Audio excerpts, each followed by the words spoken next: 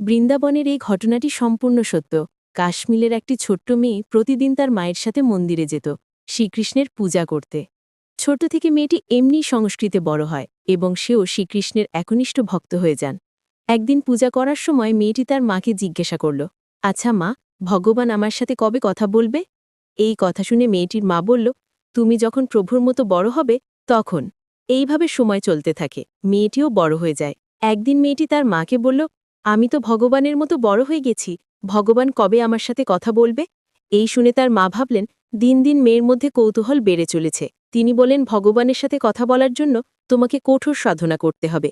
সেই মতো মেয়েটি কঠোর সাধনা করেন, কিন্তু ফলস্বরূপ কিছু হল না, কারণ মেয়েটি জ্ঞাননা শ্রীকৃষ্ণকে সশরীরে দেখতে চাইছিলেন। পরে তিনি কিছু ব্যক্তিদের কাছে জানতে পারলেন শ্রীকৃষ্ণ তো বৃন্দাবনে থাকে, তিনি সেখানে নিবাস করে। এটি শুনে তিনি তৎক্ষণাৎ বৃন্দাবনে চলে আসেন।